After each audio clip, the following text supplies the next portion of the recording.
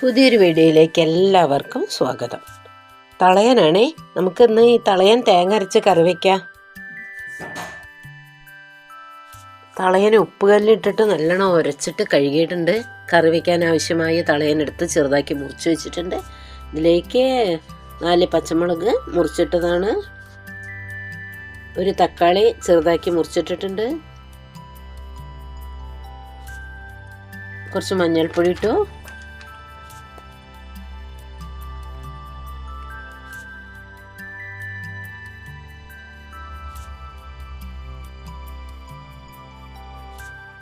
രണ്ട് ടീസ്പൂൺ മുളക് പൊടി ചേർക്കുക,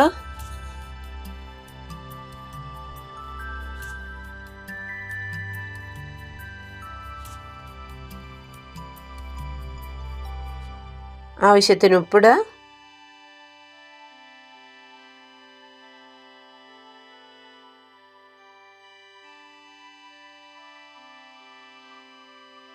കുറച്ച് പുളിവെള്ളം ചേർക്കുക. പുളി ചേർക്കുക. ഇനി വേണമെങ്കിൽ നമുക്ക് പിന്നെയും ചേർക്കാം. കുറച്ച് വെള്ളം ഒഴിക്കുക. അതിലേക്ക് കുറച്ച് കറിവേപ്പിലയും ചെറിയൊരു കഷ്ണം ഇഞ്ചി മുറിച്ചതും കൂടെ ചേർക്കാണ്. എന്നിട്ടിത് അടുപ്പത്ത് വെച്ച് വേവിക്കാം.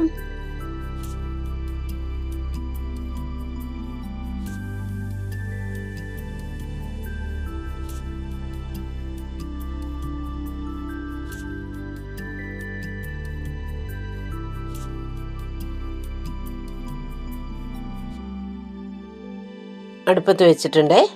ഇത് അടച്ചു വെച്ചിട്ട് വേവിക്കാം. അപ്പോഴേക്കും നമുക്ക് തേങ്ങ റെഡിയാക്കാം. ഒരു മുറി തേങ്ങയിൽ 2 ചെറിയ ഉള്ളി ഇട്ട് അരയ്ക്കുക. കറി നല്ലോണം തിളയ്ക്കുന്നുണ്ട്.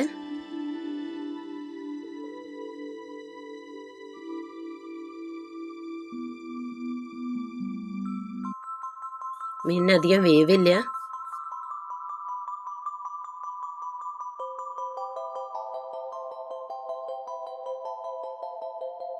ഇതിൽ പുളി ഉപ്പൊക്കെ ഉണ്ടോ നോക്കട്ടെ, എരിവൊക്കെ ഉണ്ടോ നോക്കട്ടെ. ഇതിൽ കുറച്ച് പുളി കുറവാണേ, അപ്പോൾ കുറച്ചും കൂടെ പുളി ചേർക്കുക.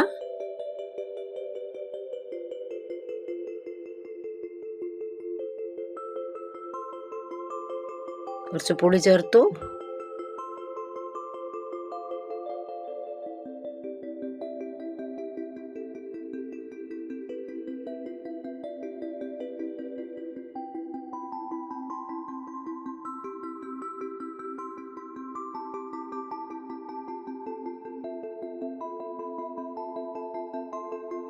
മീൻ വെന്തോന്ന് നോക്കട്ടെ.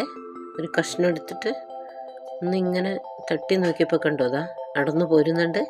മീൻ വെന്തിട്ടുണ്ട്. ഇനി ഇതിലേക്ക് നമുക്ക് തേങ്ങ ചേർക്കാം.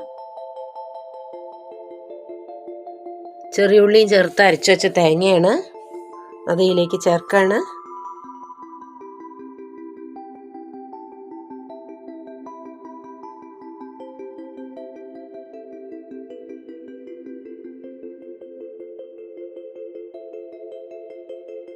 തേങ്ങ ചേർത്തു. ആവശ്യത്തിന് വെള്ളം ചേർക്കുക.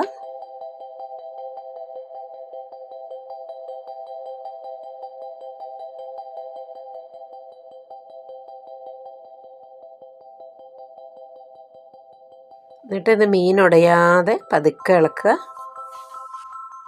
മീൻ ഉടയരുത്. പതുക്കെ ഇളക്കി ചേർക്കുക.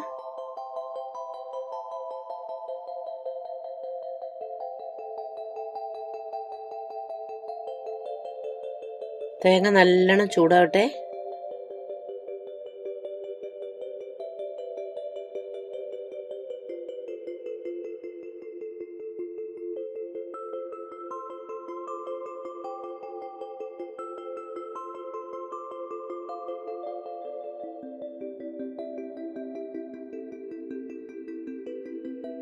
തേങ്ങ നല്ലോണം ചൂടായിട്ടുണ്ട്. ഞാൻ സ്റ്റവ് ഓഫ് ചെയ്തു. അതിലേക്ക് 2 കറിവേപ്പിലയും കൂടെ ഇട്ടു.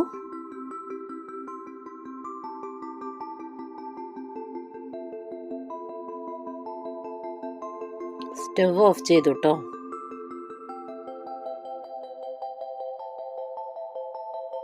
കറിവേപ്പില ഇട്ടത് ഇളക്കി ചേർത്തു. അപ്പം നമ്മുടെ രുചികരമായ തളയൻ കറി റെഡി ആയിട്ടുണ്ട്. വീഡിയോ നിങ്ങൾക്ക് ഇഷ്ടപ്പെട്ടു എന്ന് വിചാരിക്കുന്നു. ചാനൽ ഇതുവരെ സബ്സ്ക്രൈബ് ചെയ്തിട്ടുണ്ടെങ്കിൽ ഒന്ന് സബ്സ്ക്രൈബ് ചെയ്തേക്കണേ. അടുത്തൊരു വീഡിയോയുമായിട്ട് നമുക്ക് വീണ്ടും കാണാം. ഓക്കെ, ഇനി ഇതിൻ്റെ മുകളിൽ 2 കറിവേപ്പില ഇട്ടിട്ട് നല്ലോണം അടച്ചു വയ്ക്കുക.